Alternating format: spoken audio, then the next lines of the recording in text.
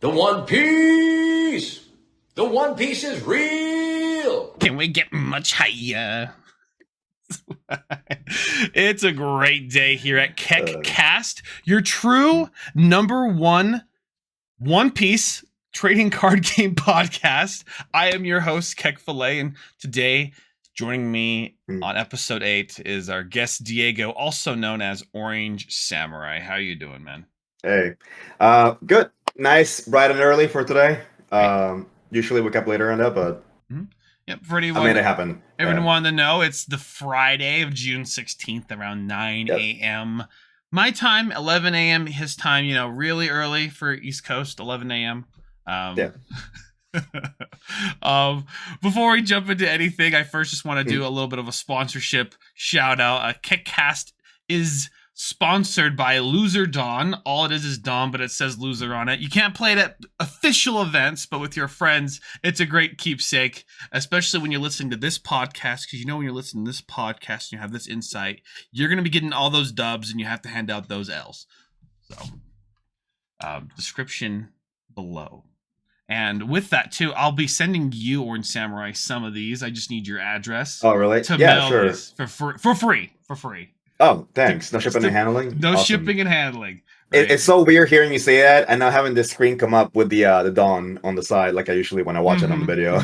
Yeah, like, I'll that's in post editing, right? Yeah, so, no. It feels weird because I thought you did the Whitebeard sound too because he had the little icon show up. Oh, that icon is actually just from the Discord, Discord. Right? Yeah, you might see it at the bottom right there. It's I love these. I think I added that to your Discord, right? Yeah, you made a sound effect, I think, too, like a sound emote or something. Yeah, it's a soundboard. They added a soundboard a couple months ago, and I play a lot of WoW, right? And imagine this in the middle of a WoW raid. Basically, the raid leader has to like turn it off in the middle of the raid. Yeah, because you think you can silent people from like, I can mute this person's soundboard. Right, if they ever click anything. I am this old enough that we didn't use Discord and WoW, we used Ventrilo. Yeah. That was quite a thing back then. Yeah, even older is TeamSpeak, right? That was the I was after TeamSpeak. Yeah. The great thing is we both played WoW, I suppose, right? And the main thing is everyone used Ventrilo, and there would be some guilds that would try to be like, oh, let's use Mumble or let's use TeamSpeak. And so all of a sudden you have so many different things because you've like joined different pugs and such. And it ended up being kind of hilarious because you'll be with your friend in Ventrilo while you're with your guild in like Mumble or something. And then you'll forget which is what push to talk. And all of a sudden you're talking shit to your guildies about them. Oh, Lord. You have to talk to your push friend. to talk while having your home keys, your hotkeys. That was rough. What was your push to talk button? That's because I had my home keys on. It was like either shift, control, tilde or tab, something in the leftmost side. Yeah. Or sometimes I would use the press the click wheel, like the wheel on the mouse, probably. Ooh, okay, yeah. Because it wasn't interfering with anything. Mine when I was first playing was the left alt. And that's really bad because it hurts your thumb. But on top of that, you have to tab target a lot in WoW. So all of a sudden you alt tab, and you're in the middle of a fight. And you're like, wow, that was pretty bad. I've had a few incidents, Yeah.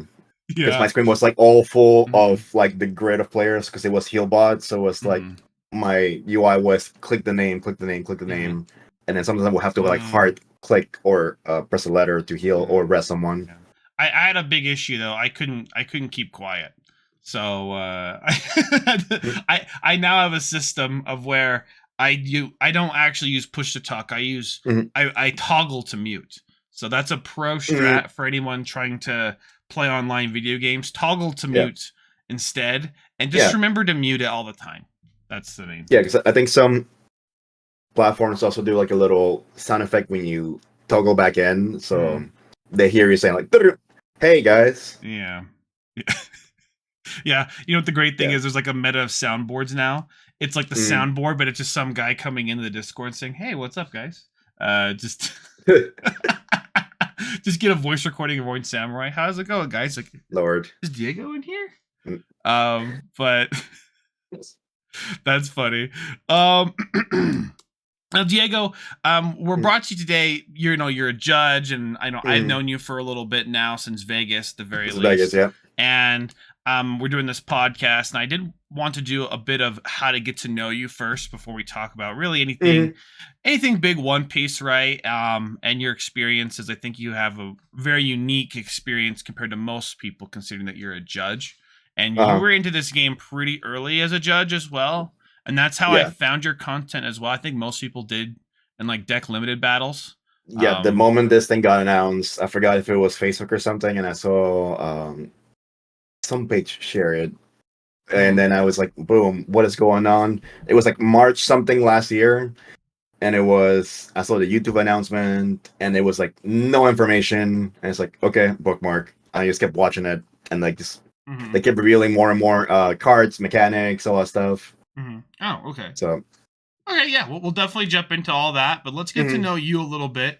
So, I guess so people can kind of relate to you, have an idea who you are. I usually will ask you kind of how old you are, right? So people can. Is that okay to ask?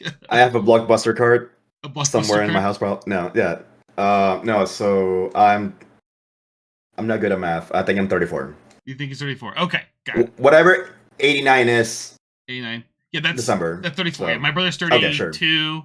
Oh, in December? What day in December? 19th. December 19th. Okay. I'm a Sagittarius as well. So so there we go. Yeah. Great.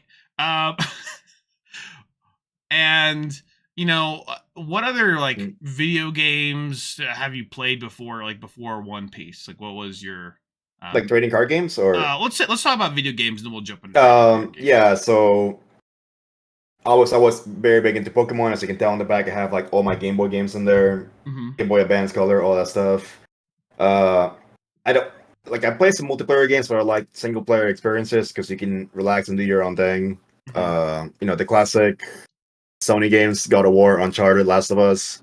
I love playing the online for Last of Us, the first one, because I like TPSs over FPSs a lot more. I don't know why. I think the last FPS that I enjoyed was like Killzone or Resistance, because I'm a Sony fanboy. Wasn't that big into Call of Duty. Tried to get into it from, I think, the one free one, Call of Duty on PC. I'm not sure. I don't know. Yeah, it's a Battle Royale one, I think. Oh, okay. But I play like JRPGs, the Tales series. I love the Tales series. Symphonia, Abyss, Cilia. The latest one I forgot about. I played a little bit of the One Piece game. I have the little statue on the back. The Odyssey. What have you been playing lately, as in like last maybe month or two? The last thing I played was just straight up Diablo. I got to level 25 on Necromancer. I unlocked the Golem, and I was like, okay, I have to go to bed. Oh, okay. Because I haven't played much lately, because it's work or One Piece or driving off to do things. That's only came out like over a week or so, right? Maybe 2 weeks. And I got the early release, and I haven't gone the full money's worth out of early release, I guess. Yeah, that's fine. Yeah, it's not a big deal. It's a collector's. You guess you do that for it. Support Blizzard, I suppose, right? I never really got into Diablo. Yeah. I know it's hard, right? It's really hard to support. It's really hard to support Blizzard sometimes. Yeah. I get that. Yeah, I do see they have kind of like messed with the Overwatch community. I think they're not happy about what they did. Oh, with Overwatch. Yeah. What happened with my girlfriend plays Overwatch? What'd they do? I think they promised them a single player experience or something, and they pulled back from that. Oh, yeah. I mean, but Diablo, no, they always get that on the nail. So thankfully, Diablo, StarCraft, Warcraft, they always, they don't mess with those. One thing is, I did want to ask, where did the name Orange Samurai come from? So I grew up on the internet, so I was on message boards, and like I've been online before this, but the most time I spent online at the time was early 2000s on the IGN message boards. So I would be on the anime message board, the vestibule, for anyone that's old enough. And then I enjoyed reading the Penny Arcade cartoons. No, I think that's how we got PAX, right? Penny Arcade Expo. And I like the comics, and they have a sequence of slice of life thing and jokes. But every now and then, they will go to like a little story arc with one of the characters in this fantasy world being the cardboard samurai. Okay. So he'd be a samurai with a cardboard tube, and that's how you fight. Okay. So for the longest time, I like pro wrestling, so I like Shawn Michaels. My username was HBK19, HBK1925, something like that. But when I wanted to make a name that's like more personalized, I was like, well, I like the samurai part, so Pin Arcade, and then I also was at the time of me watching Code Geass, and I really like some of the characters, namely Jeremiah Godwald, who was voiced by Crispin Freeman in the English dub. Okay. And one of his nicknames, where they made fun of him, was like Orange. So it was this whole internet meme in Japan and the US when it was coming out, where they called him Vitamin C Loyalty, Orange Kun, all these things. So like, oh, put it together, Orange Samurai. Okay. And these because he's Diego, not because D from One Piece. I mean, to send this up too, is orange your favorite color then? Now? It's teal. It's teal? I get asked that a lot. I always get asked that question. No, it's teal. I'm shocked, to be honest. So that's funny. Yeah. Well, teal, is it like a blue, a green blue? It's it's like greenish blue. Okay. But mind you, I have an orange bandana, I have an orange Jeep, I have an orange megaphone for work because I work at a Disney restaurant. So orange just covers your life in those ways. Yeah. So that's funny. I mean, like my favorite color is yellow. I have a yellow car, a yellow hydro flask. Yellow's probably gonna be a good color I'm gonna play at the very least. But excited for the update. Yeah, let's see. Oh, that's fine. I haven't done a lot of testing either. We'll go into that, but I assume most of the time you're going to want to check at least your life at least half the time, right? So you can plan around it. Yeah. I think I think like more than half the time probably you're going to be using that skill.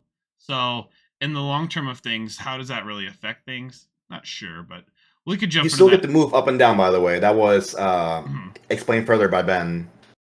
Just the word they made it sound like you only reveal and that's it, but you do the usual after that. But when it's revealed, it goes back down, right?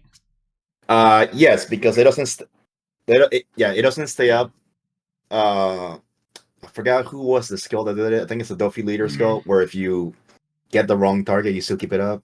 Yeah. I don't quote me on that. It's been a while since I've seen that situation happen. Yeah. But revealing is just showing what it is and then going back to playing. Yeah. So, and I'll definitely ask you some judge things later because there's some judge questions. Okay. I think it's kind of ways I try to look at of not exactly getting an advantage, but I'll give you a quick example. Let's say you reveal the card and you both saw what it was and you both put it back down, and your opponent next turn is like, "Hey, what card was this again?" And you could be like, "Oh, I don't remember. That. I don't remember." Yeah, no, that's already past that point of information. Once the plays were made and turns were ended, that's way gone. Well, they can't look, but they can ask their opponent, and their opponent can say, "I'm not going to tell you." So I mean, if they're cool, if it's a local, you'll show it again probably. But at a tournament, if you're playing a homie or something, you might say, "Oh, it was Jet Pistol," whatever. Yeah. But you don't have to tell them after it's been done. I think that's a good skill check. Possibly. So it's the same thing when you let's say play a Gecko Moria, you pick up a card from your drop and you go, "Hey, I'm picking up this card," and the next turn, "What did you pick up?" And you're like, "I don't remember." I just say that. Yeah, that's why I'm very for announcing all your plays, especially in online play, and that's what I tell everybody when they have not to discriminate against people that have connections that are not too fast or not the greatest webcams, but if you're seeing all this pixelation and stuff and you can't tell what your opponent is doing, they can't see what you're doing that well. Announce what you're doing, tell them what's happening. That's different. I'm just talking you're either in a real person game or online and you're clear about it. They just don't have a good memory. That's what I'm mostly going. Yeah, that's like a spectrum of how nice you are and how much you like these people and what are the stakes in that tournament. Yeah, I like them a lot and I'm not going to tell them. That's that's funny. I had a box tournament, a half case tournament last weekend, and this poor man forgot Kinemon skill. And I was like, I'm sorry, because we're playing for half a case, and because to me, my habit of doing Kinemon is immediately I start turn and I said, "Hey, when I put this die on Kinemon, it means I activated effect, so leader effect right away." So he was doing it.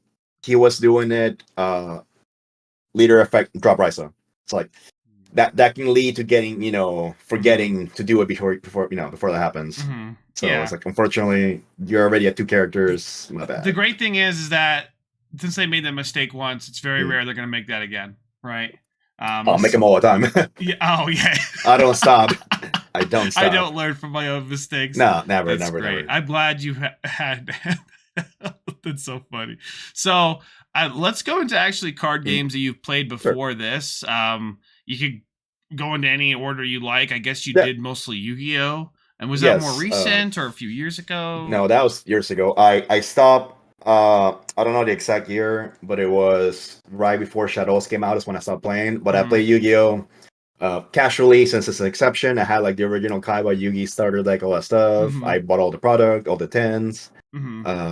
I don't have any more cards anymore, but yeah, I played when I started playing competitively was after high school, and I discovered Pojo. It's like this TCG online forum, or like it's got articles too, I think. And I met with people and said, "Hey, what is the most annoying deck people put that people playing?" And somebody said Glider Beast. So like, oh, okay. So look it up. Looked up the archetype, and it was like, oh, you attack. After you battle, you go back to the deck, bring out another card for like a toolbox mechanic. So it was like super fun to do that because it was making you think and how you're gonna start your battle and end it to carry on to the main phase 2 or next turn. And that's why I like green, because green is a similar process with the resting and the bouncing from low. Yeah. Okay. And then I played Glider Beast for a long time. I built my deck. I went to some YCSs, regionals. I topped the regional one time, and I was playing Glider Beast, of course. And this guy was playing Frogs, and it was basically for the invite. It's like, you playing Frog Darks? Yes. And then later I find out this man went to Worlds for Yu-Gi-Oh! It's like, oh shoot. Yeah. I mean, so that was a fun time. I mean, that sounds like a fun time, and I guess that was years ago. But I guess this is your most recent card game, like One Piece at the very least. One Piece is the most recent game, but before that, I did play Pokemon at the beginning of right before X and Y happened, I think. Okay. And I came in with every intention of playing X and Y and hoping the expanded format went from black and white to X and Y, because they have a format where they have the prior set stuff in. Yeah. And that announcement didn't happen. They went to Omega Ruby Alpha Sapphire. They went to Sword and Shield format. And for expanded, they still kept black and white. And I didn't like that, because that means you have to have always old cards from like years past. And just like, kind of by judging how you take One Piece now, like, you've never jumped into a card game as hard as you did One Piece, right? This is probably the most that I've been to a card game. For Yu-Gi-Oh! I did have more free time back then, so I would go to like every local, every regional that I could. I still got this picture on my Facebook memories where I was in a room with like 20 people at the Gaylord Palms, where all these guys from Tampa, and like a good handful on top 32 that event too. But for One Piece, this I've actually like legit gone on airplanes. I've gone to Vegas. I've driven to Miami. I'm going to Gen Con also. Yeah. Trying to go to Pasadena and Knoxville when it comes up. Sure. Yeah. Let's get those. Oh, Pasadena, the great. I'm planning to go to Pasadena as well. And for all you listening to this, can you just like be a little chill? Let me get into Pasadena first, and you can sign up right after. I think everyone, including my locals, is trying to get in, but they're not as sweaty as me. They're like, "Oh, I'm going to try to go to that," but they're not actually going to sit there, at early in the morning, spam clicking like me. It should be a noon sign up for us, I think. Noon sign up for you. 9 a.m. for them. Yeah. Yeah. It's 10 a.m. for me. I'm working during that time, but I work from home, so it's just like a big stretch of event after event, because we're gonna have Gen Con beginning of August. Something happens in the middle. Then we have Kissimmee, Florida at the end of August, and then boom, right after that is Pasadena. Yeah. And they announced Knoxville, I think, for the end of September, or like a little bit in the middle-ish. So I think Knoxville I can drive. Let's jump into how you started One Piece, or how did you even hear about the One Piece card game? So I found out about One Piece through Facebook. I forget exactly who I saw it from. Maybe it was my friend Sebastian on Discord telling me, "Hey, they have this." Because he's the one that showed me about Digimon too. Okay. So maybe he found it and he showed me, and I look at the YouTube and I'm like, "Oh, that's amazing!" Because I previously tried to get into Digimon. Yeah. I played their like unofficial simulator, and I played some Red and whatever decks they had at the time. It was like just starter decks. Tried to get into the pre-releases. Sorry, not tried to buy starter decks. And it was Yeah. right during COVID. Could never find product. Yeah. And after that, well, I don't have a job either, so it's hard to maintain this or try this. So yeah, it was an expensive hobby at the time. yes, it was a time where everything was Yeah. super expensive. Even like you couldn't find a Switch. You know, Mhm. it was selling out. People were flipping it. Oh yeah. Yeah. I remember the Switch's prices going up, and then Digimon was big. I remember there were sets of Vanguard. Yeah. I played Vanguard. So Mhm. somebody, oh my, I can't believe they still did this. They were using their Trump bucks or their stimulus for a case. I'm like, you gotta be Mhm. kidding me. I don't know why they would do that. but Yeah, they did. it was a time where I was like very regretful that I sold all my collections multiple times because No. man, prices of Pokemon and Yu-Gi-Oh like went way up, and they had some Mhm. really nice stuff. All these Yeah. full arts, all this Yu-Gi-Oh stuff that was first edition. I can't believe like how crazy prices went up for things Mm. like that. But you said Yeah. you heard about it from a friend online, right? During those times they played Digimon. Okay. And then was that like in March of like 2022? Yeah, it was the day or next of the announcement. It was like right immediately when it happened. Okay. My friend passed it real quick, so he showed me, and it was like, Mhm. "Oh shoot, cool." And then when did you start making content about One Piece at all? I think that's when they had the first card reveal. I think. The first Japanese card revealed? Yeah. Because on Twitter they showed the cards. Mhm. So I started follow. I backtrack to the point where I followed the One Piece page, and I forget if it was the starter deck Luffy. No, it was back before they showed the effects. They were all like red template format ones. Okay. And they showed like Kawamatsu, Sanji, Luffy with no effect, no text, nothing. Oh no, it was before. It was back when they showed like the What's a window? the effect? Altar Zoro, the Law with no text, the Sabo. It was like very vague, no effect. You didn't know what the game did. You didn't know what the cards did. So no one knew what was going on, and a lot of people were like, "We don't know if we want to jump into the game," because they started showing gameplay like a month before release in Japan. Yeah. So that was. They didn't have a lot of gameplay yet until a month No. before. Maybe they were trying to figure it out up to that. They gave starter decks in Asia. They're not like our demo decks where it's like says demo on the side. They were like full on Kaido and Luffy decks, and like Asuref and Noah, they all like got them and showed them to people. I wonder if they're just kind of going at this like off the handle. If they're just like making this game up as we go, like the effects in a way.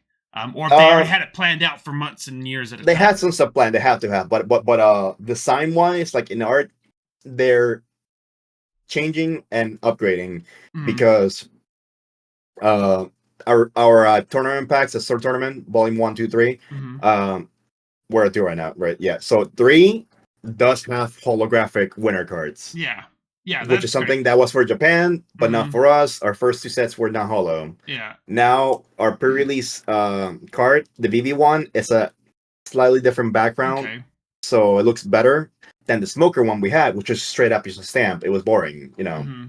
So now they're getting better at card design, I think. That's good. I mean, not effective like at the beginning of One Piece, you could see this shift as well from set 1 to set 2 to set 3, right? In set 1, there was a lot of screen caps, essentially. That was one of the main complaints about the game. A lot of screenshots. That happens with most card games. That happens with Weiss Schwartz, right? And I've kind of thought that was a normal thing. It didn't look great, but you're like, well, I never really watched this anime. But then the set 2 comes out, it looked a lot less screen caps. And then set 3 is like, well, now let's just go. Let's just amazing. now it's the alt art leaders look kind of crazy. Even the regular ones, like the Kaido from set 4. Yeah. The Soan Kaido. So looks great. People might get more into it more for the art now, but set 1, there's a lot of people would not want to invest in that back then. There was a lot of things where like, what's the best looking card in the set? Oh, just like blue purple crocodile leader. Like it's like because they had the anime leader. No, so we got the anime leaders for our special pre-release thing, but then the regular starter decks were manga characters. And then, the art's gotten better for sure. Yeah, that's for sure. But talking about early One Piece, you heard about it then, and then did you like participate in super pre-release stuff? Did you try to get in as many as possible? I did everything that I could. I even got my wife because I originally bought the Japanese starter decks from Amazon Japan. I even show people how to buy them. I have it in the back. I have I have a pre-release Luffy and a sealed bundle that has like the cardboard storage thing. Yeah. Did Japanese, did they ever get a super pre-release trial deck? No, Japan only got regular everything, and they're just now getting. I think it's the pre-release Kid and Luffy in a special bundle. Okay. I'm so- just curious if you went to Japan with English cards that had well, I never seen this, sorry. You guys have the coolest stuff. Oh, we get that all? No, I already get that all the time, and not necessarily for actual cards, but for like ORIKA's, like Janek's, Joku's cards. I will post like the leader kit he gave me, and I will get retweeted from Japanese accounts, and it's like, oh my god, Americans get all these cool cards. Like, bro, it's an ORIKA. It's an ORIKA. It's not a real card. My friend made them. If you want to have some, please check out his website. Yeah, those are just the alt ones. I'm talking a super pre-release version. But I never thought of that. And in the Japan market, are they doing a lot more proxies? Probably not. Proxies a big market here. At least proxy leaders. I don't know if they like playing as much. I mean, no, they make ORIKAs and stuff probably. But what I'm saying is people like language barrier and stuff. They don't know What's an know the context, so I think it's real. What's an ORIKA? It's like an original made up card. So ORIKAs were used for their proxies or. I just never heard the term. That's all. It's short, ORIKA. It's like costume play, or even One Piece in Japan. They call it One Pika for One P card game. So. All these abbreviations, because they don't say ONE is one, WAN. That's how they write it out. So it's One Pisu. One Pisu. So One Pika card game. Okay, got it. Well, Japan abbreviates a lot. I just didn't know if it was if that term you said before. I didn't remember what you called it again. It was just what exactly ORIKA. Yeah, I just never heard of it before, but it's basically a proxy. Okay. Yes, it's an official card. It's made up. It's purely for style. Loser Dawn, right? So just kidding. Exactly. That is exactly what it is. That's an ORIKA. They may like those in Japan. So people use also ORIKAs for tokens. So tokens. For token cards. Say your card creates a token. You put your ORIKA because it's not really anything, so you can use that. Okay, got it. But they don't really have anything like that in One Piece yet, like a token card. No. Hopefully we don't. That's when games get really complicated. But we have a board of 5 spots, so I don't know if it'll be worth it or not. 4 to 5 spots? Like the characters one is 5 spots, so I don't know if it'd be worth having a card that creates tokens to fill up your board when you can easily place your own cards that are more value. I assume there'll be at some point a leader that you can have more than 5 characters, maybe 6 or 10, right? But they can only be tokens. That's what happened in Yu-Gi-Oh! I mean, it just makes sense to me if you could have 6 characters. Imagine if there wasn't a limit on characters. I think that's DBS, right? They had no limit. Yeah, but let's say in One Piece right now, that would be Doflamingo would be pretty decent. Law would be pretty always really good. Law. That's the infinite cards. But Law and Law. Yeah. Just to jump back into Super Pre-Release. Yeah. So you said you jumped into a few super pre-releases? I jumped into everything that I humanly could. Sorry, not humanly. Humanly. Big difference in this context. Because so I got my wife into the game. We have been playing the Japanese cards because I bought 2 bundles with all the starter decks and the cardboard storage box. So we were playing with translations that my friend Justin printed out at his house. So we had all the red cards, all the green cards, and we used read off of that. And we had a memory. It was a starter deck, so it's easy. So we practiced with those, and then we sent out to some locals. And so you were prepared. I was, and not like I took spots on people because everywhere I went to, they were still taking people from waitlists because they showed up. Yeah, nobody that actually signed up showed up anyways. Thankfully. So I just went, I invited friends to learn the game. So I got quite a few pre-release decks, and I only kept my side of things. I made my deck. I had one to keep. But then the rest, I either gave them away. I made TikTok giveaways. I gave some to Koopa Magic. I gave some to other Facebook people, or mostly on Facebook. I just gave them away or sold them at retail for people that needed them, because even though it was hard to get into those, people still couldn't get in because not necessarily because of the app, but because some people can't get weekends off. Some people can't make it to an hour and 30-minute away, in the middle of nowhere. Exactly. I drove those distances, so I got those decks and I sold it to people in my community. I was telling them, pay me the shipping, I'll send it to you. My like brother, for $15. My brother did something as well with friends. He wanted them to play the game, so he'd send them like super pre-release red decks, blue decks, green decks, and now they're like they never even touched them. They didn't care, So like your people probably cared that they played the game, but they didn't really want to play the game, and then now they're sending them back, and now he just has super pre-release decks where he's like, well, I guess I plussed. Yeah, now my friends are like Yu-Gi-Oh or Pokemon people, so I tried to get into play, but everybody that I tried to get into the game didn't keep playing the game, unfortunately. You know how it is. It's hard to get people to sometimes jump into a new card game. And the same way as when someone asks you to jump into a new card game, it can be hard, right? I mean, if you make me a deck, I'll try and play. Like, that's what I did with some friends. I made him a law deck. Here we go, play law. And he would, like, top and, he pulled an alt-art law or Zoro. So yeah, usually that works out pretty well. With me specifically, it's always been if I'm going to play, give me the best, easiest deck. The best and easiest, and my brother was like, "Oh, here's Blue Croc. It's really good in for a pre-release." So I'm like, "Oh, okay." I have no idea about the game. I just get wrecked. I'm like, "Oh, well, I probably just played it bad."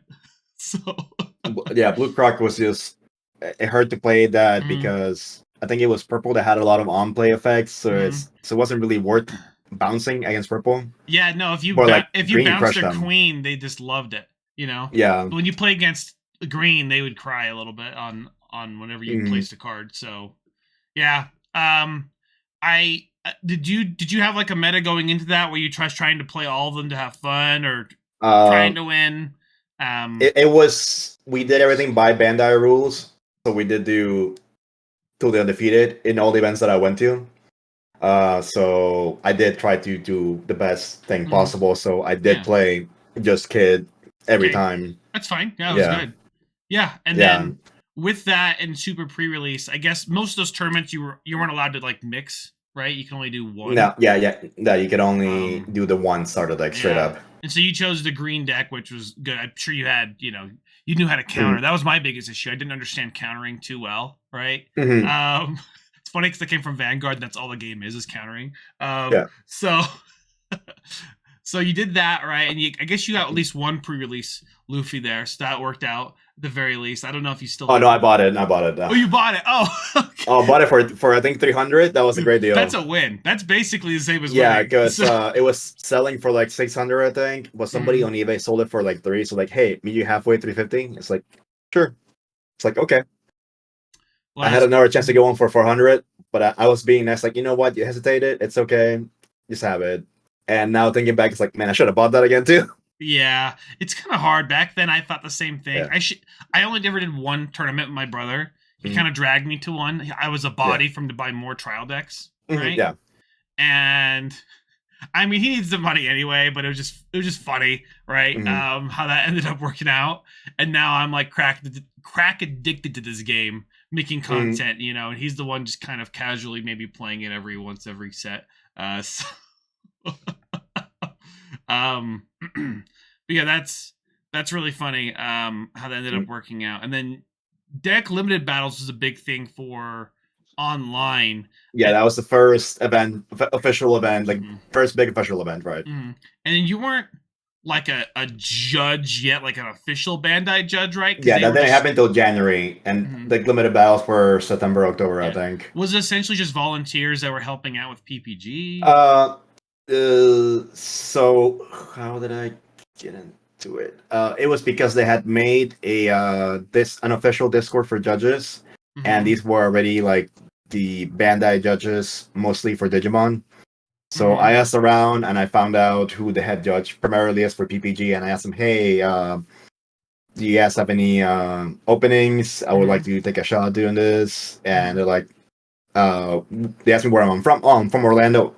Santa Florida-ish. It's like, oh, really? Cool. Okay. So that's really helpful because, they're in Miami, so it's still a 4-hour drive, but anything, it's more convenient for them. Like, okay, cool. And you play this game? It's like, the rules, sure, and they gave me the opportunity to do it.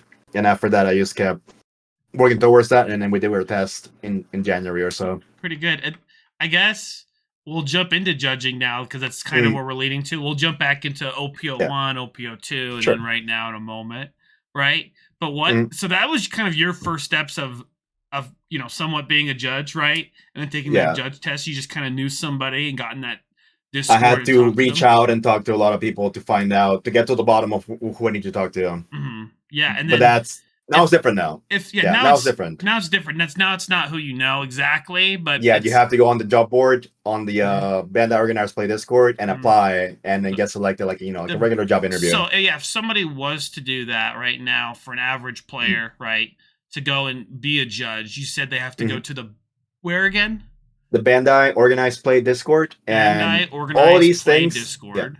Okay. Yeah, that's on the official website. You go to like the tab on the top, and it's like rules, and one of the options is for organized play. For organized play. And I'll give you the link to the Discord, and I'll give you the requirements, and then on the Discord, on like the announcements or rules, you'll get the same thing. Okay. What do you have to do? So it's pretty straightforward now. There's a wait, kind of, because it's a lot of demand and only very few proctors, unfortunately.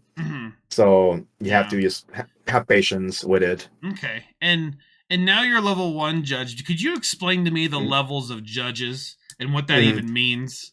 So that's a funny thing, because we did ask this to Ben, the head judge for the game, when he did our podcast for Worst Generation. It was like second or third episode, and we asked, "Hey Ben, so what does this mean?" But I guess the way he interpreted is that 1 is the base.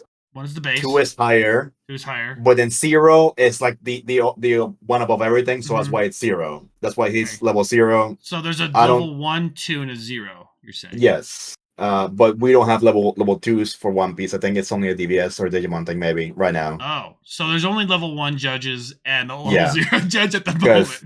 Okay. For level 1, you just need to be a floor judge. Level 2 is like being head judge for stuff. And it hasn't happened yet for One Piece, I believe. Got it. And as far as I know, Ben's the only level 0 judge. Yeah. For One Piece. Why is that? Why is there not any other ones? Is that just due to demand, or no? So level 0, he's the only one that has to be there. He is the game's head judge. Just like we have one for Digimon. I think it's Zach. He's Digimon, and then I think David. David is the one for DBS. So there's only one head judge. There only can be one level 0 judge. Yeah, it's one. From my understanding, it's only one head judge. And then everybody else just level 1. Is there like a tier ranking in level 1 judges? Like, oh, this guy has tenure, a little bit, like even like by the minute. Oh, this guy's being we're all the same. I respect him. Yeah. Okay.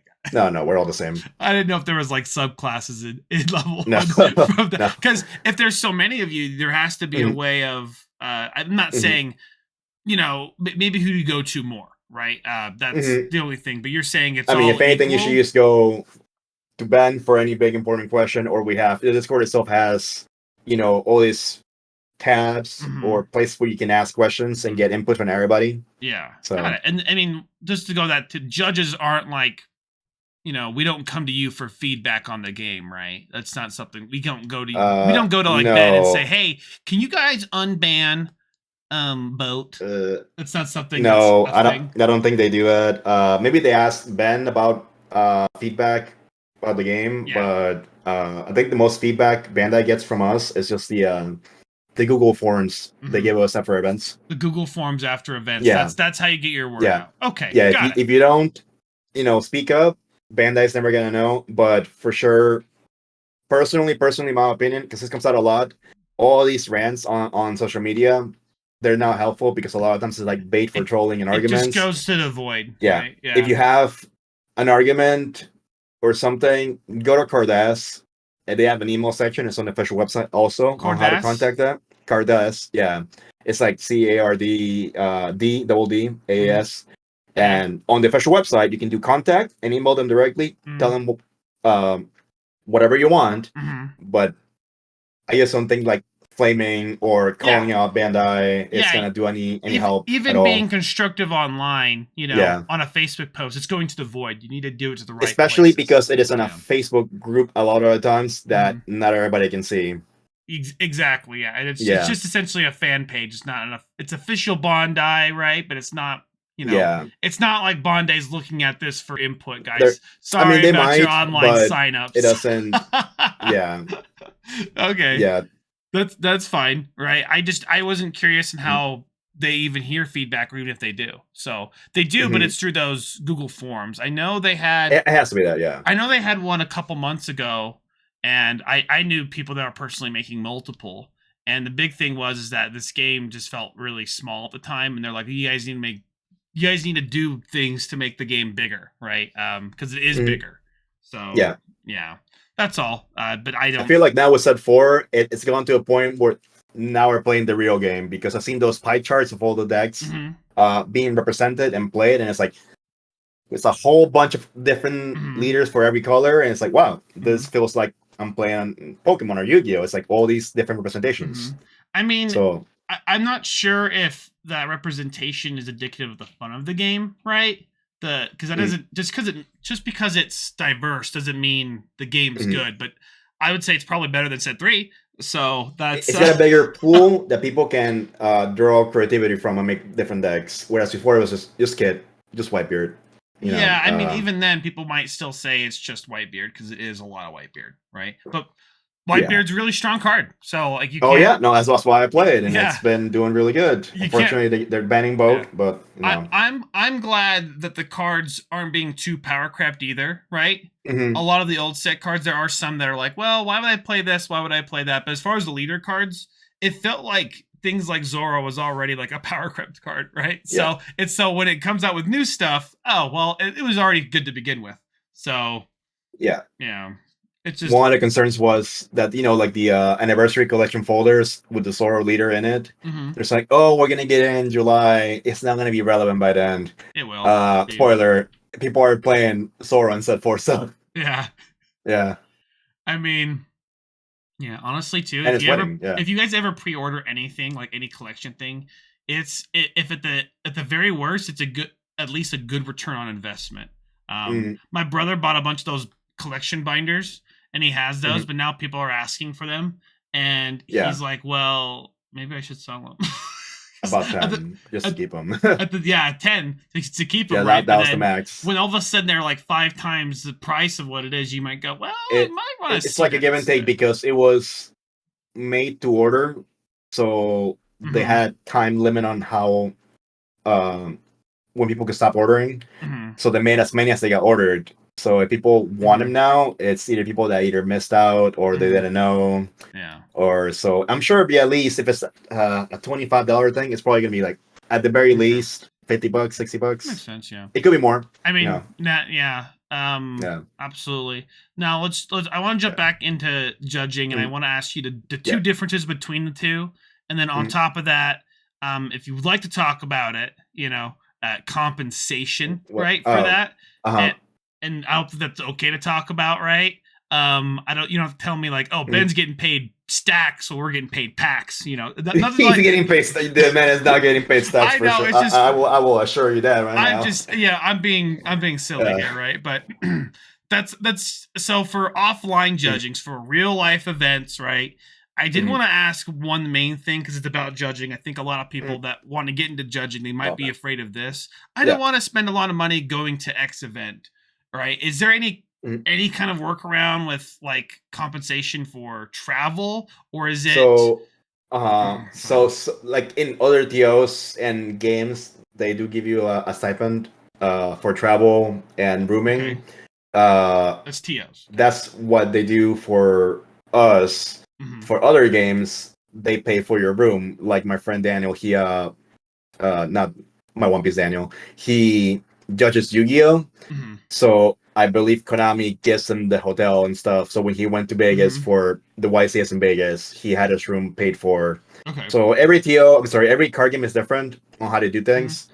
But our TO pays for rooms. It's strictly based off of the tournament organizer, not Bandai itself. Yeah, the tournament and I think that's why also they want local people for offline, because then they're not traveling to be there. It's easier for them. Because they're also saving money. You don't want to pay 10 people to come over when you can just have 10 local people. It makes sense financially, absolutely, right? And then with online judging, I mean, I see the desire for that, right? People have been wanting to do a lot more of that, considering how big online events can get. And I've even seen like, oh, we're looking to pick up judges and stuff like that. I don't remember what org said that, right? Can you tell me what that's like, or how is that different? For online judging, it's the same thing. At least for the compensation wise, before it's the same. It's the exact same. Oh, okay. Yeah, we know. Yeah, before we didn't have judge packs. Everybody knows what that is now. They see them in Facebook and such. You know, it's a little reprints with the foil stamp and everything. Before we didn't have that because they didn't exist, and we got like event packs. You know, event packs. I guess it's not like Konami where they give you, hey, here's a booster box. But on top of that, they also gave us like an hourly pay, because I think from the time that I would stop playing card games to now, it's become a thing where they actually have to pay you. Yeah. Because when I play Yu-Gi-Oh! For judging, you got a box or two, and now Konami pays you too. So Bandai does too from that, I guess. Or like Bandai, a lot of TO pays us. So you're getting paid somewhat an hour, right? Yeah, and then hourly, on top of that, you're getting some judge packs, which is it like 8 judge packs? Is there any? That's an amount. It's whatever they have for us. Okay, yeah, it could be anything. Well, that's pretty good. I don't know if you've heard Jonathan Job. Do you know who Jonathan Job is? I don't believe so. Okay, that's okay. Essentially, he owns a store at my locals, right? And he buys a lot of judge packs. And he was telling me that the TOs know me, like the judges know me as the person who'll buy all your judge packs. So that's what it is. I think he'll continue to do that if you guys ever needed. So if you're a judge looking to sell your packs, maybe message this podcast. There we go. Yeah. So, because he literally said that. I'm not sure if he'd buy all of them, but he definitely has like gone. I think he was in Montreal and they had a whole bunch, and he was just like, all of them. Like he just literally. Yeah, it's for that chance at Otama. I mean, not just the Otama. He has a bunch of them in his store, right? Just sitting on a display case, so people can. I've bought one, right? So people can do for store credit. But yeah, the Otama is pretty nice. He likes shiny cards, and that's the shiniest Otama you can get so far. So, right, we're getting a new Otama altar now. Yeah, so one of the most strong cards in the game. You know, that card's too strong. Makino Otama, 2 red cards. 2 red cards that are level 1. Yeah, and what was it? Oh, and what was it? A Marco? Oh, the Marco. 5 cost Marco. It's the set 3 Marco. Yeah.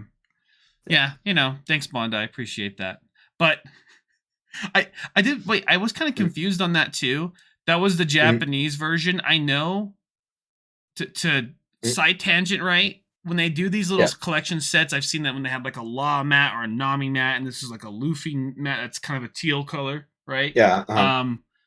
Essentially, those mats they have in Japan are extremely tiny, like too small for the card That is game. the Japanese size, I guess. They're more compact, especially because their tables are smaller, like and they're smaller stores and stuff. Yeah, I assume that's why. I don't know if you guys have ever taken like an actual playmat, like a standard size one, to a Japanese card store, but you will take over most of it, and most people do not play with a playmat there. That is just a strictly middle of Japan thing. Yeah. They just don't do that, and it's interesting at the very least. So. And then it's kind of strange because they'll make these playmats that are too small, and then they'll make these 2-player playmats that are way too big. There's nothing in the middle. Yeah.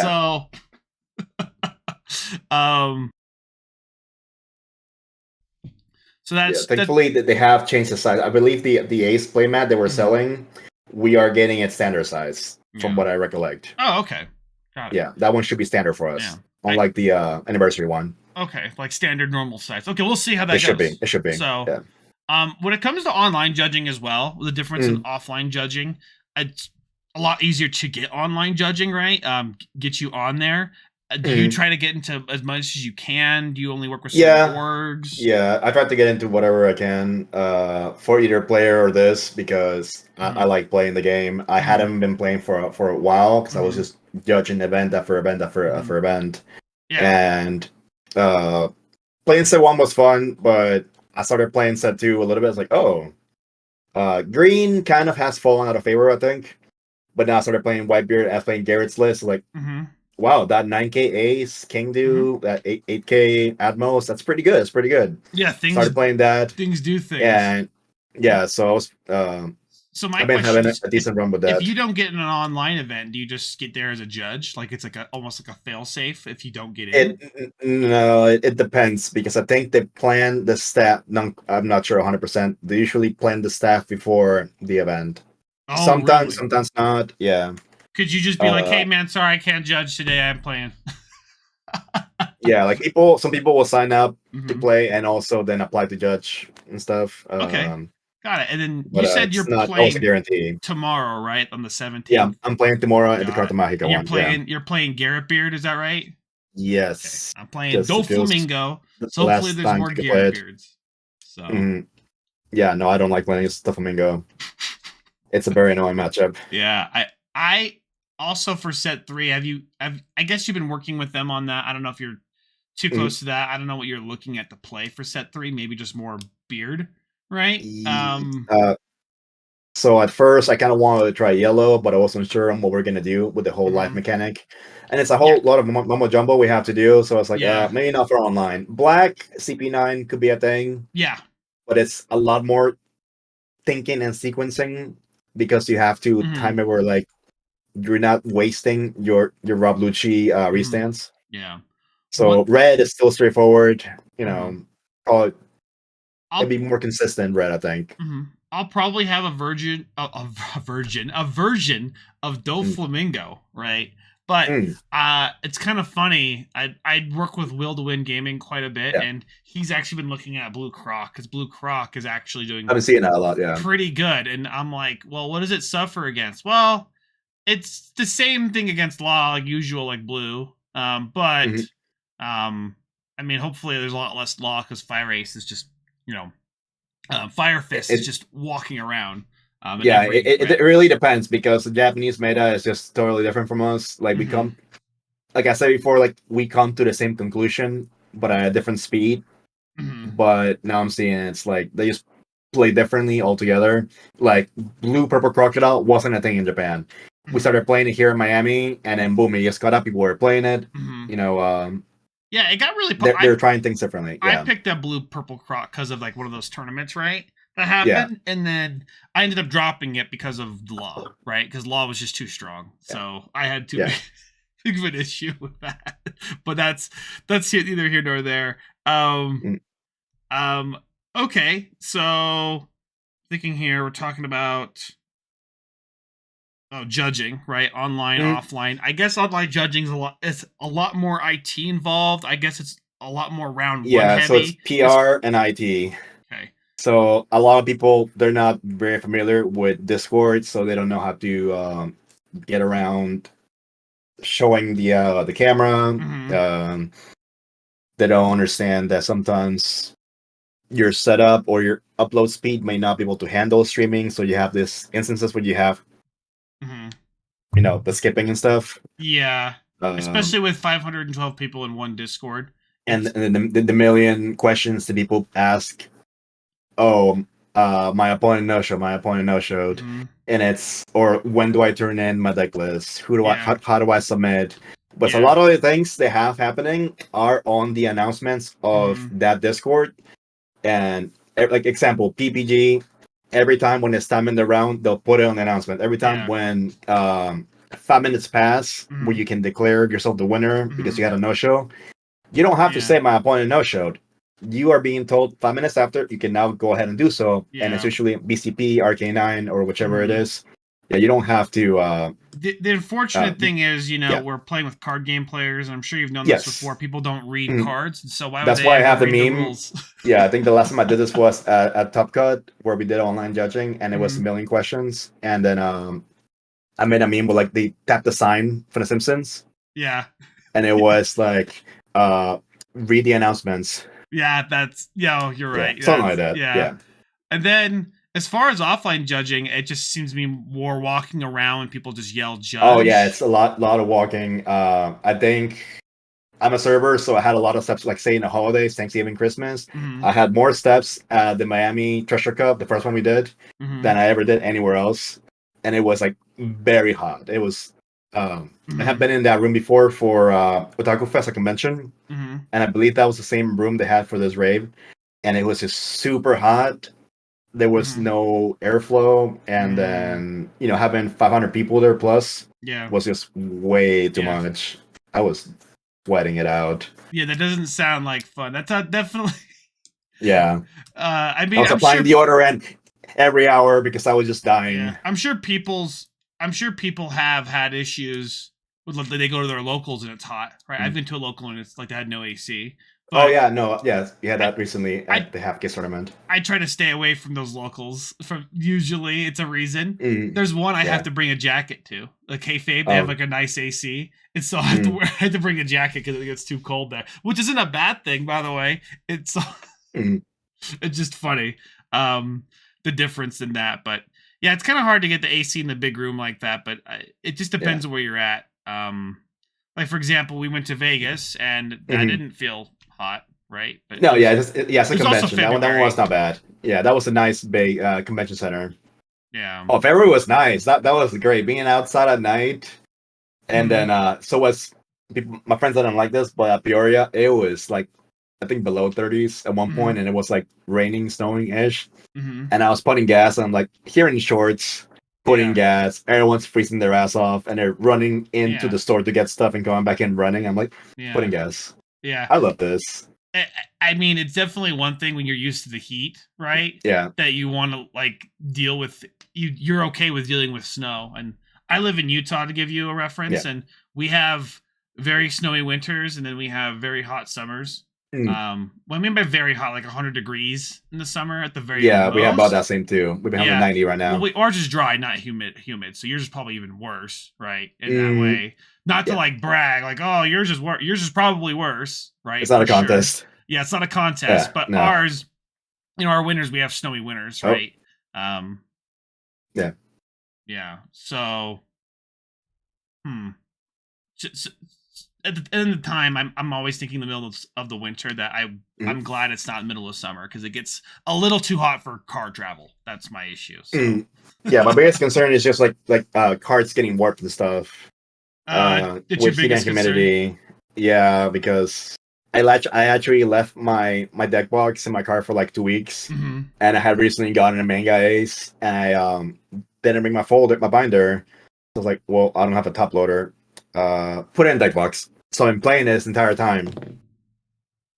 Okay. Yeah, so it's like, oh, did my card warp? Is your card warped? No, they're all fine, thankfully. Yeah.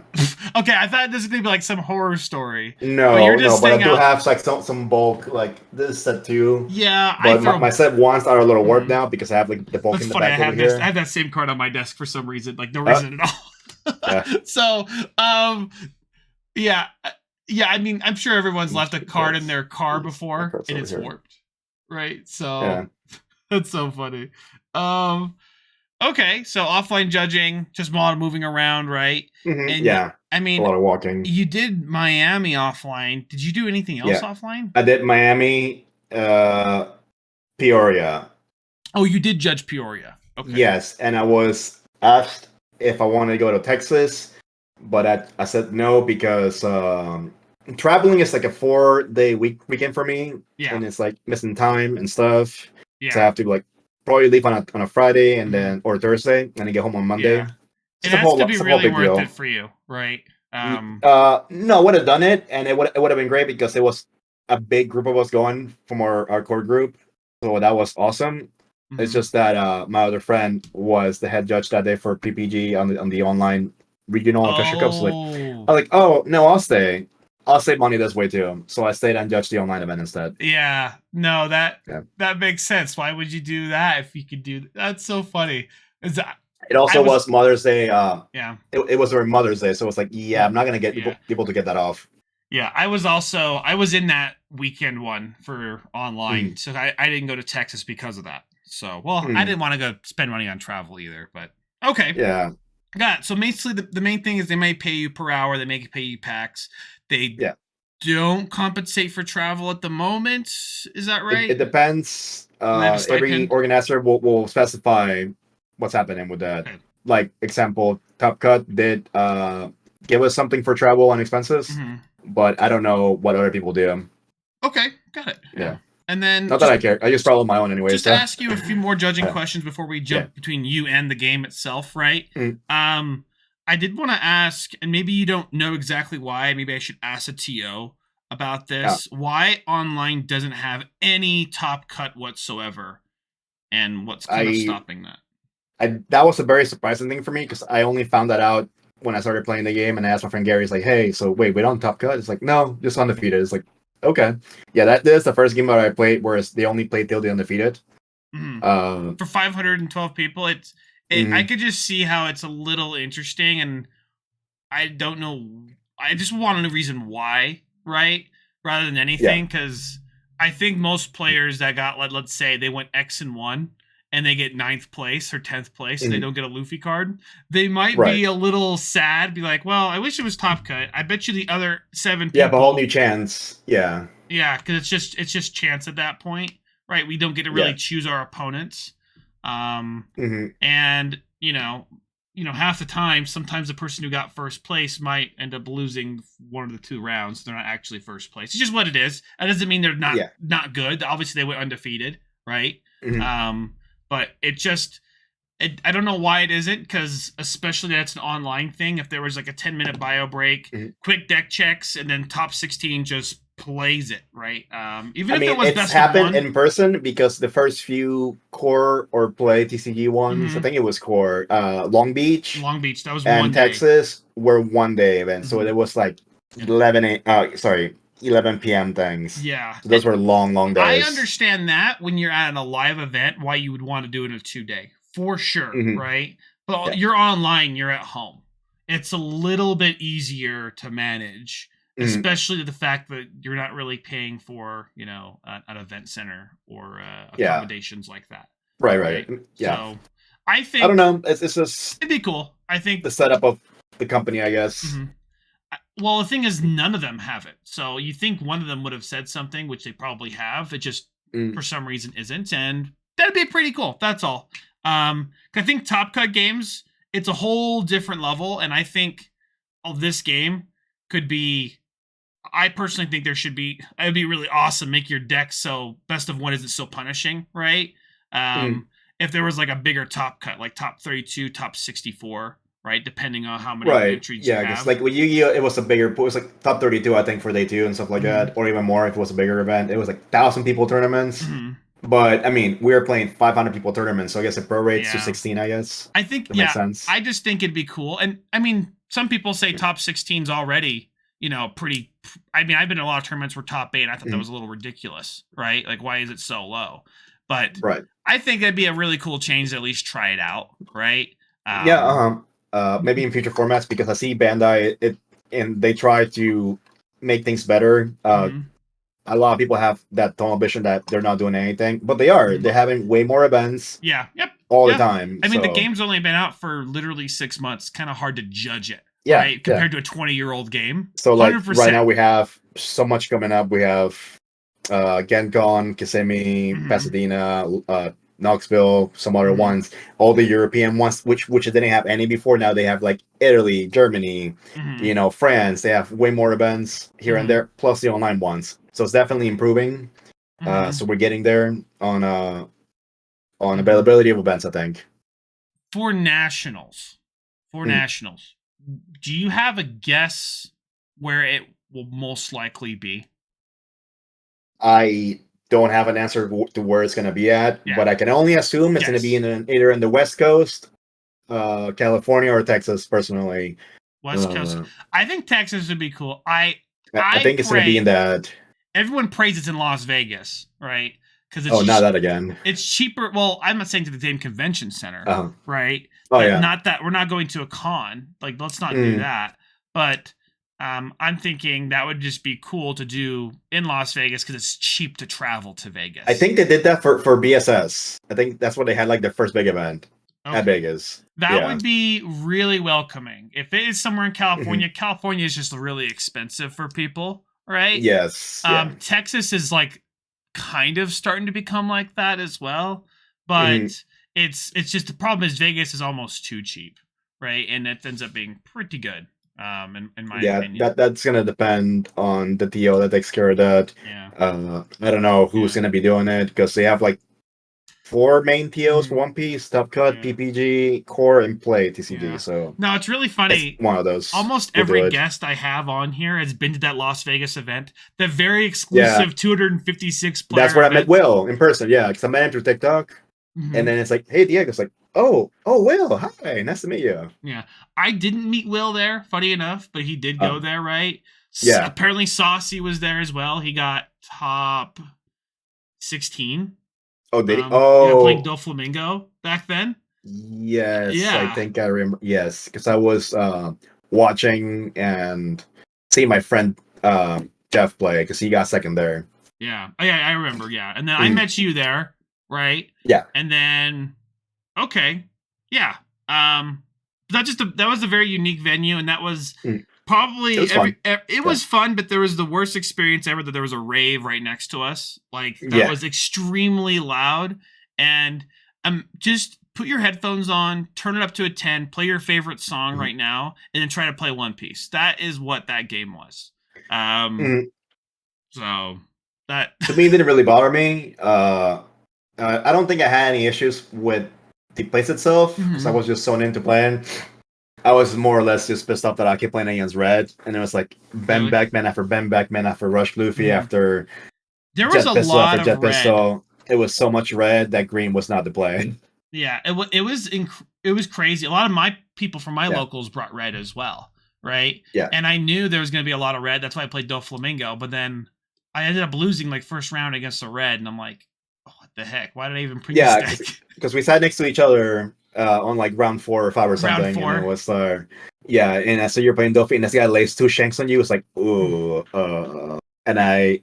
Yeah, I told you I won that game, right? Yeah, you won that game. It's like, oh, well, shit. No, I threw that game and he rethrew it. I don't even know. That was an interesting game against that guy. And I remember I asked you how you did against my friend Paul, right? And and I don't remember how that went, but you're like, I braked. And you asked me how I did, and I'm like, oh, I won. You're like, wait, you won that? You had 2 shakes on the field. No, I did not. I had like all these non-counter cards, and then it's like, I can't survive this. Oh well, that was really the thematic of the whole day over there. Paul was at some point like he was doing so well. A lot of our people from our locals did, and then it ended up being like only like 3 of our people from our local. A lot of people went like 15, right? Yeah. 3 of them only got top 64. And it was just really interesting because how that ended up going out. Paul now he has a Luffy card. He got like a 3rd place in an online regional, right? Not online regional, online treasure cup, right? So he's just fine. Don't worry about him. But and so so that was interesting offline event for Vegas. We'll never have that again. But hopefully we have Vegas again for like nationals or something. I don't mind traveling, so as long as it's not in Canada, because I can't travel out of the country yet because I don't have a passport. No passport yet. No passport, so I'm kind of stuck with that right now. That's fine. Don't worry about it. I mean, why would they put that in Canada? It's going to be expensive to go there. Right? No, I know, but it's like that's. I also wanted to go to Japan and stuff, and it's like I had to put a hold on that too. If you qualified, it's all online. Oh. I mean, they could do it online, but I think they would rather just do it if they did it for Digimon, the way I see it is, if they do it for DBS, if they do it for Digimon, then it's going to be the same thing for us. It wouldn't be too bad to have an online nationals, that would be different, right? So, just different, right? It used to be way too long, I think, for online. I think attention spans are a lot different in person than it is online. Attention spans? So, what do you mean? Yeah. Like people have an advantage? I think you just doze off more playing online than you do in person. Because in person you have just this right here, and you have the whole atmosphere of the event, so you're always like thinking about the game. Whereas if you're in person, I'm gonna put in a pizza in the oven. Yeah, I guess you're 100% right, but that means you have to like actually focus. I've definitely had that brain before where I'm like thinking about other things when I'm playing online, but then I'm like, wait, I'm in the middle of this card game. Like this is the same reward as if I went and spent $500 to go travel and play something. So this is like this. I would rather be out and play for 10 hours than be at home for 10 hours, not be able to do any house stuff for 10 hours. Really? Okay. I think I like the option of being at home, but I think you have to think of it differently when you're playing. That's my thing. But okay, great. I think we've gone through most things with judging, right? We went over top cut and why there isn't top cut. I guess we don't know why yet. Maybe maybe at some point I can get like at least a tournament organizer to come on the podcast and just ask him things like that, small things like that, just to get an idea. I don't know. Do you have an idea what would be a good org to get on a podcast like this, or even if that's possible? I mean, you could ask. I'm asking Top Cut, but you can ask Top Cut. You can ask Core. They're pretty active on social media, so you can ask them on Twitter maybe. Okay, and PPG is usually pretty busy for stuff like that. I think. Yeah, right? they're bombarded with questions every time. I think it's Yomi. She's the TL for Core. You can ask her, I guess. Okay, yeah, maybe I'll ask that. Yeah, that'd be great because I think that would at least answer a couple of those, but also just get their insight right as far as an organization. I think. Oh, maybe in Pasadena, I'll ask her, right? Because yeah, that'll be a good time, brother. Because they're doing that, right? Surely she'll be there. I first got to get in, right? That's the hard part, right? Yeah. But I think that one's going to be a pretty crazy sign up. You might see some hate posts after that sign up when people don't get in. So, because I mean, personally, I think at this point I would rather get into Knoxville than Pasadena. But Knoxville's closer to you. Oh yeah, it's like 10 hours from me, or a little more. Oh, you would drive there? Depends on flights and stuff. I would drive it maybe because I have friends that would like to go as well, so I'll make a trip out of it. I mean, you guys are crazy. I hate driving that long. My brother's a truck driver. He'll drive everywhere, right? Yeah. And I can't do that. It's not for me. I flew to Vegas, so that's only like a 6-hour drive from Salt Lake. So. I've gone literally to Miami. No, not Miami. Like to West Palm, just for brunch. So that's like 3.5-hour drive just to have brunch at a hotel. So I can take it. You could take it. Yeah. I'm just okay, sure. Well, let's jump back into the card game itself with OPL1. Or I guess actually limited deck format. Did you do any tournaments for that, or just judge it, or did you play? I just judged it. I only play like locally. There was not much interest in playing DLB locally because we didn't have clear rules on whether it's best of 3. The tiebreakers were a big issue. People didn't understand what we do at the end of time, what we do if we're even score. All of that was just coming up, being revealed by Bandai as it went. And we started out with being best of 3, and then it changed to best of 1, I think, from what I recall. Yeah, so... Because it was way too long. It was just an OPL1 waiting room, right? Yeah, it was a nice... The way I put it, it was a nice bonus for those that went to pre-release, and a lot of people did not like the fact that pre-release was like so far away from the actual release, and they were not fond of the fact that the pricing, participation pricing and the top cut pricing wasn't the best. But you're getting to play the event, you're getting your storage box, you're getting your promo pack. You're getting some things out of it. They didn't have to give you anything.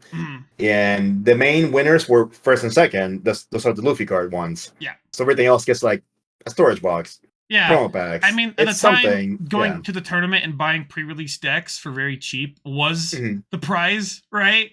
And if you got first, it was like, well, that was nuts. The thing is, people weren't being too competitive back then, right? People knew that these cards were $600, but like we didn't take the time to learn the game, so it'd be me and my opponent. We would forget to both put our life out. We would just that was a big issue back. Even after set 1, it was like when we first started, people were forgetting the lives a lot. Now it's being more civil. I think we have weeded out a lot of the people that weren't going to appreciate the game. Yeah. Oh, that's for sure too. But I'm just talking like simple mistakes like that, right? Where that would happen. And my pre-releases, they weren't that crazy, right? Yeah. It was just something I should have maybe jumped into more, but it's in the past. But OPL1 we already came have out, cards. right? It's fine. And did you already have a plan for OPL1 as far as what you were playing, or... Just green, because that's what I seem to have connected the most with Mhm. from playing the Japanese starter decks. Okay. Swinging Yeah. twice is too strong. Yeah. Attaching 1 to X-Drake for bonus was good.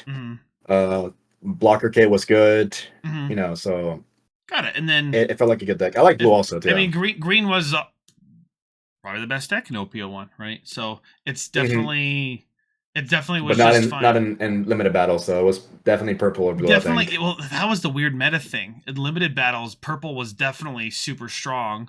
Yeah, And because you just high roll them. well, even if you didn't high roll, I always thought purple was a balanced deck if you don't see Onigashima. If they do see Onigashima, it's not balanced. This deck's way too strong. Right. And I switched to purple in beginning in OPO1, and then I switched to Blurple, and then I switched to blue. And I had a blue Doflamingo from the beginning because my brother gave me an alt art. So that's kind of like my story, but you're saying that you just kind of stuck with green and did that.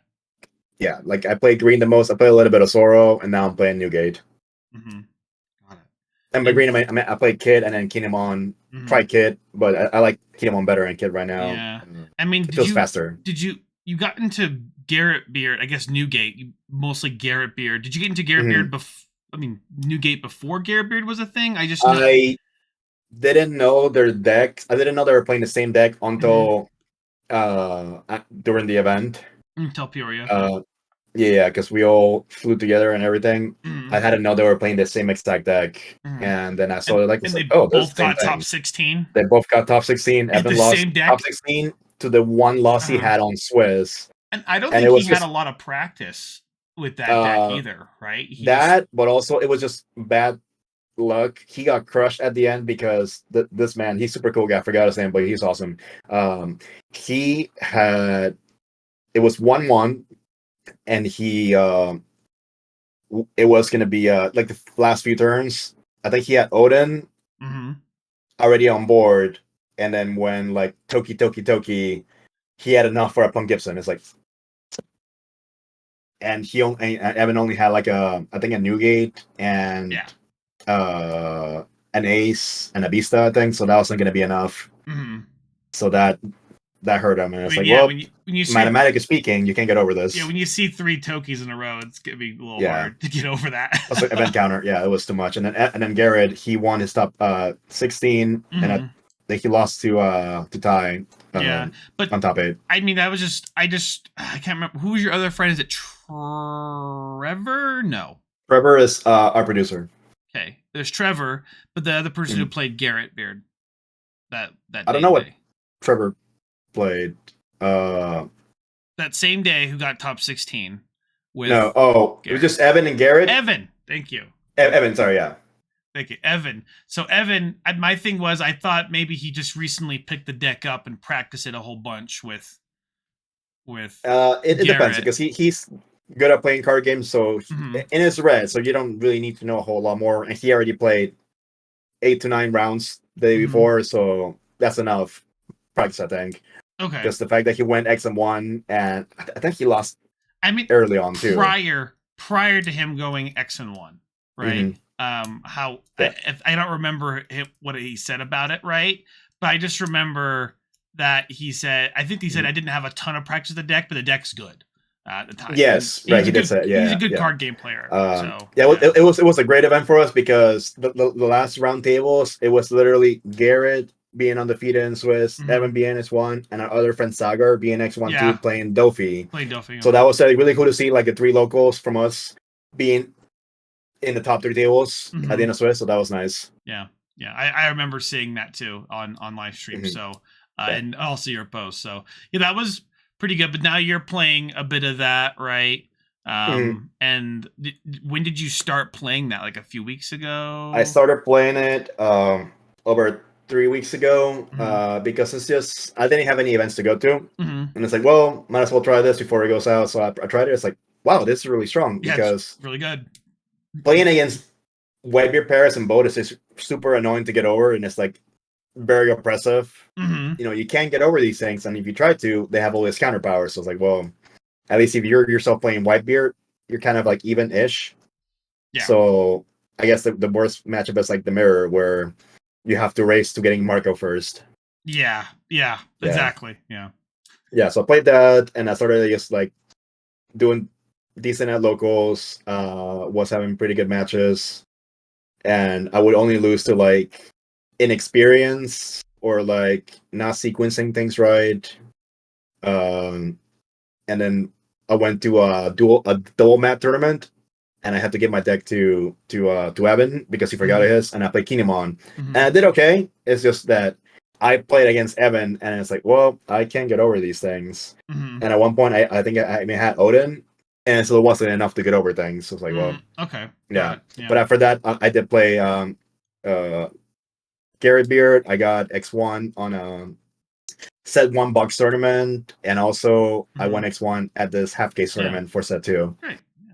I mean, I guess you're playing Beard tomorrow, but I did want to ask, for set 3, what are you looking at to play, or what's on the horizon for Orange Samurai?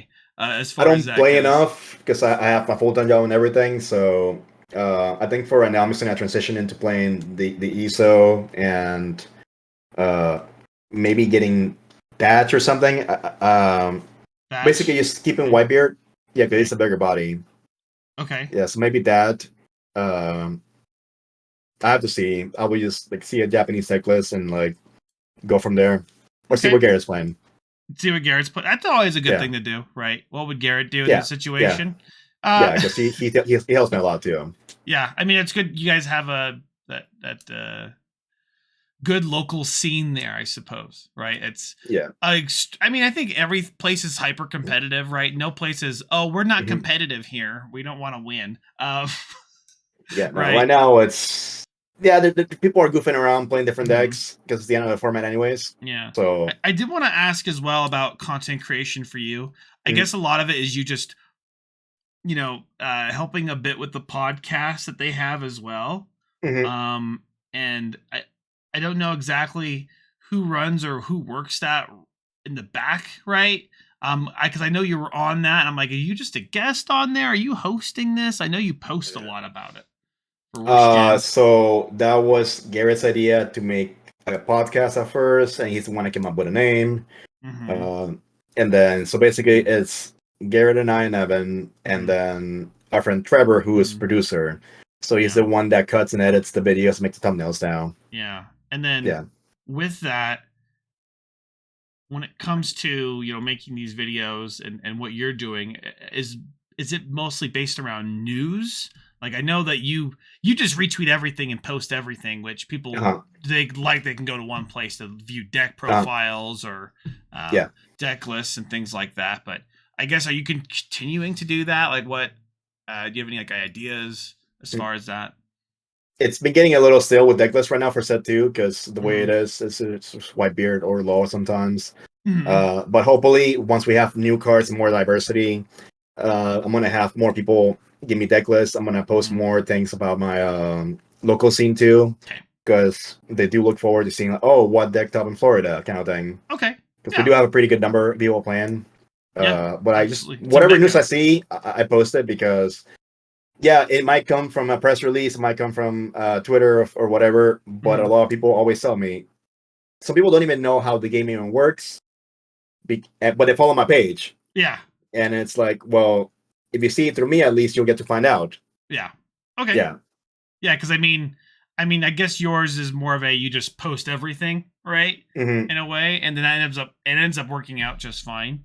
But it's just quite a bit of. I think you have how many? Do you know how many followers you have? And between all your socials, I mean, I follow you on Twitter. I have to answer that question because they had I don't know if you haven't done it yet. On the organized play, they have that Google form, so I had to like math it out. It's like 11,000 or something, I think. No, sounds pretty nice. I put it I put like 200. It's fine. I don't think they've responded to anything yet, but I think they're looking for content creators that have like 100,000 things like that, right? Like big content creators, 50,000 plus. I mean, probably not me in that case, because I did not make enough videos. I just post what I can. I've been slacking on that a lot. It's kind of a niche card game and format right now. Like even like a really high viewed video is like 10,000 views, and that's like with as much clickbait as you can get, right? Yeah, it's not been as big as I see like a bunch of Digimon videos or like Pokemon videos or Really? Yu-Gi-Oh. I didn't know Yeah, how it's like big when I Digimon is. So. like when I search something for One Piece, I see the same names every time.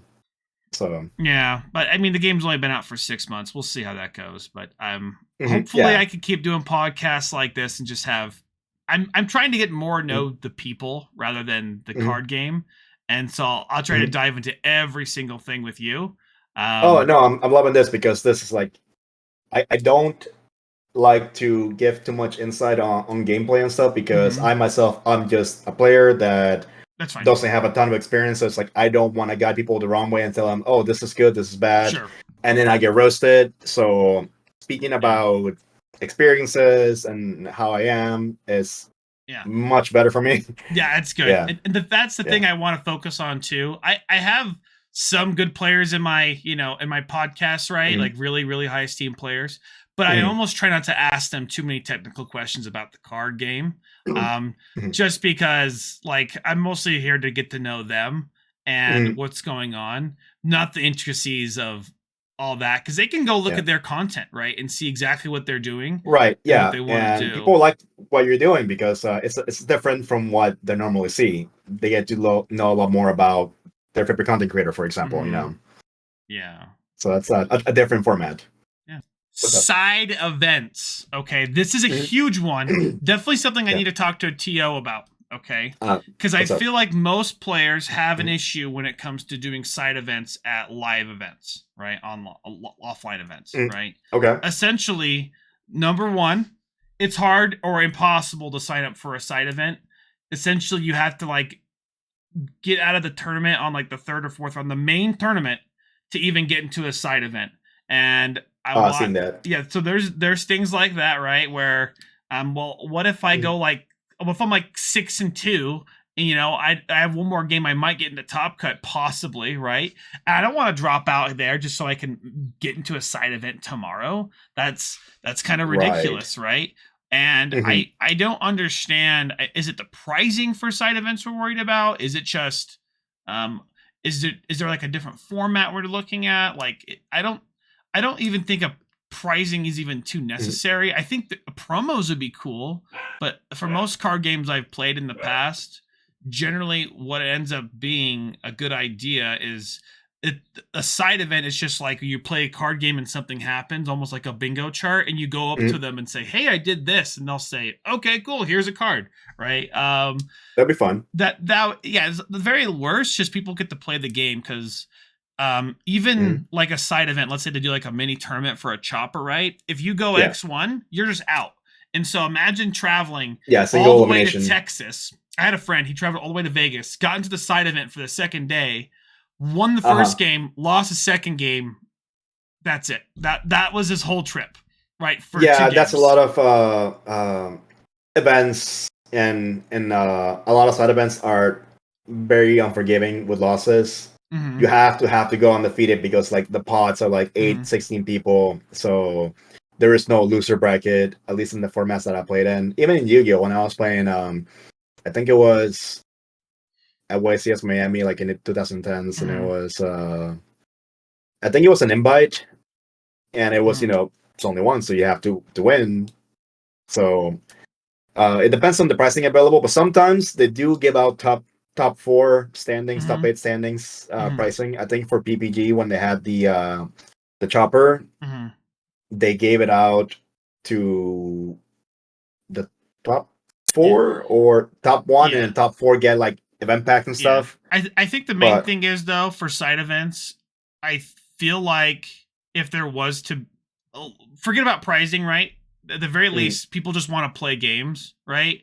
And not be too stressed about it, because it feels more stressful than an actual tournament, a side event, whenever I hear about it, right? Yeah, your back's against the wall, yeah. Your back's already against the wall, one loss, you're out, basically. And I always wish it was more of a participation playing thing. And I understand Bandai may not have enough promos, right, to do that. Yeah. But I wonder if an event could do something like, a special promo, not even a promo card, like a proxy don or a proxy leader or special sleeves like that. I think that's what they're trying to do with the Pirate Party events, because it's a casual event, and also with buddy battles. because it's a one and done, and you get your sleeves, your promo pack and stuff. Yeah. Well, it's also So it's only to the winner too, right? So they give you something. If I'm really, they give you something. Okay, I think you get an event pack.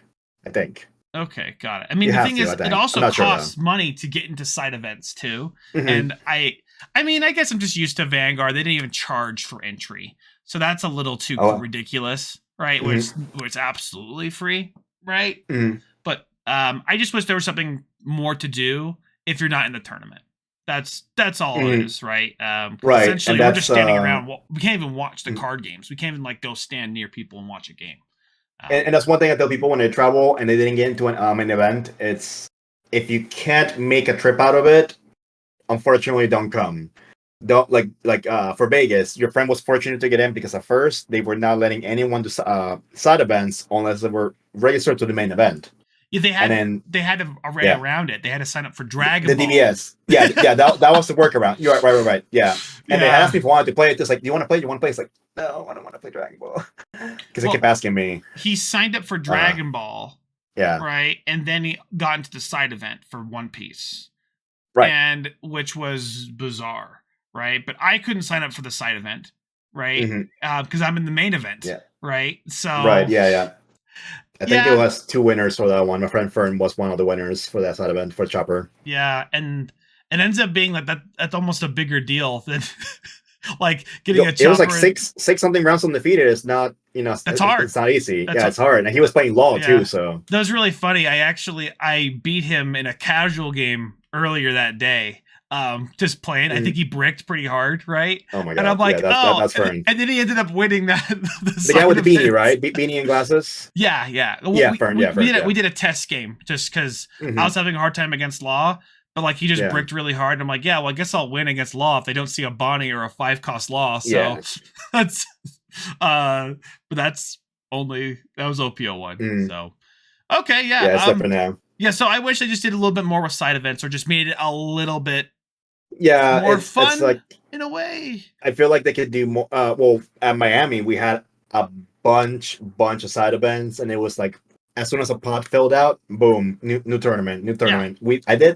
I judged like 6 pods of 8-man pods tournaments, and it was 8-man pods.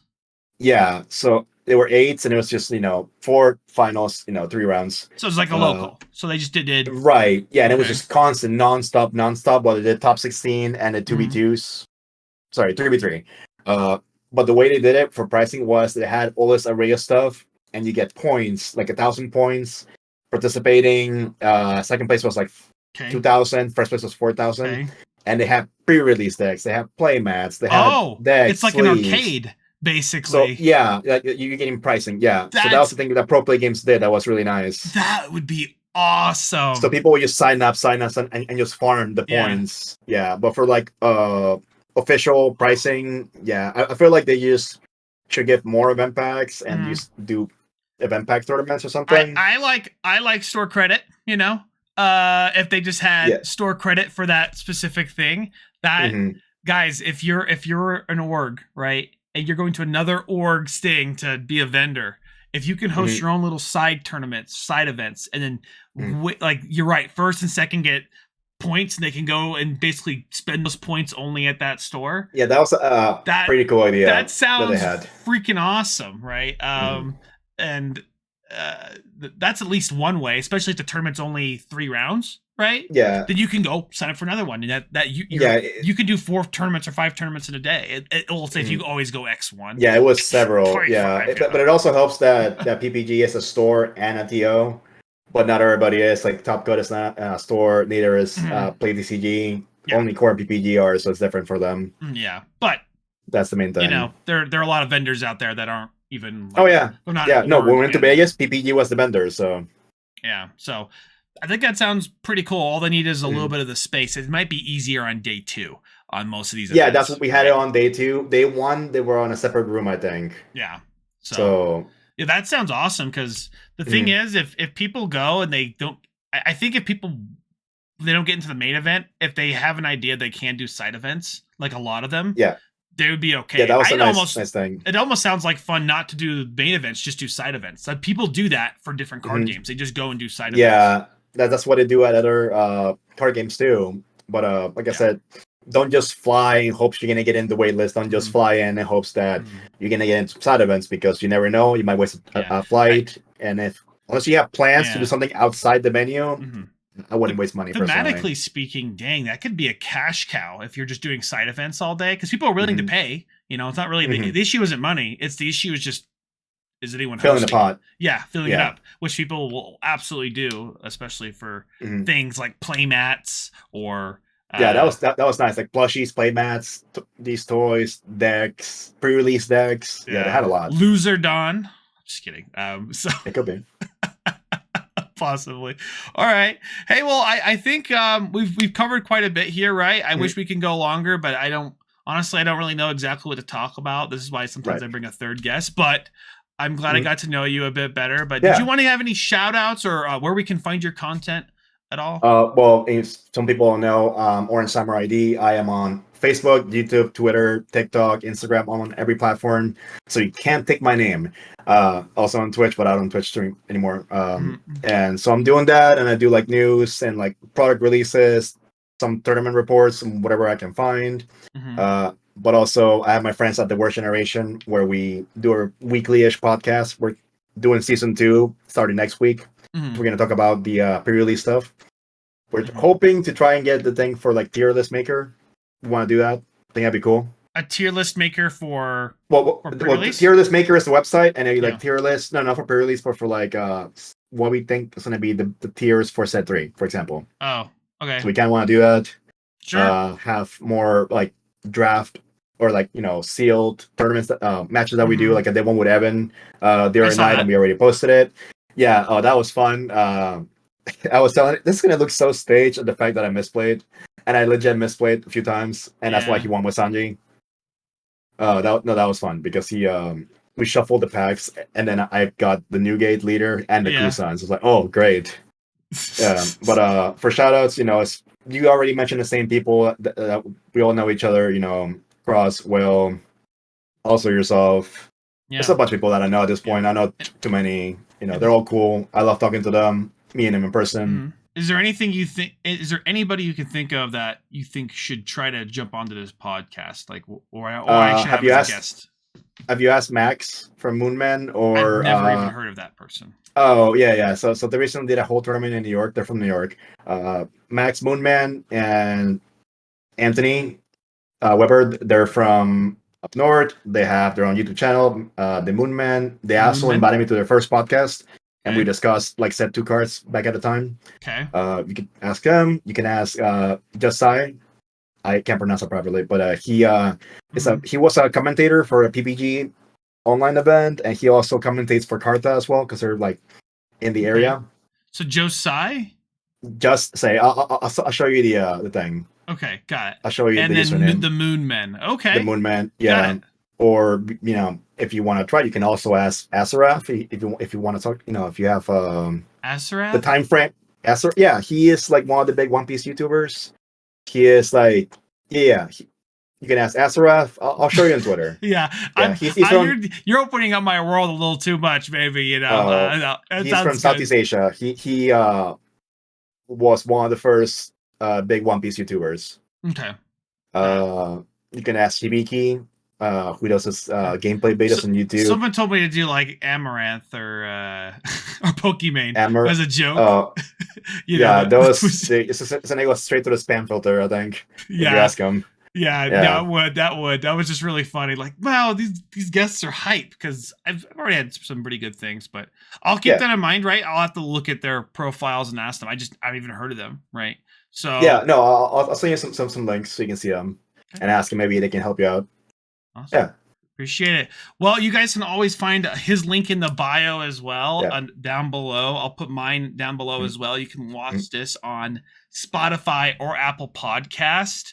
And I'll be streaming. If there's any other online tournament, I'll be there, and I'll be streaming on twitch.tv/KEKFILA. Yeah, but this video won't be coming out until probably Monday. Might have the Spotify might come out before that, maybe on Sunday. but Okay. I'll be a little busy today, so I might get around posting this today. I have to do a little bit of editing in this one, really, and then timestamps, but that's basically it. But I appreciate you guys all watching. Thank you so much for stopping by. No, pleasure. I had a great time. Yeesh.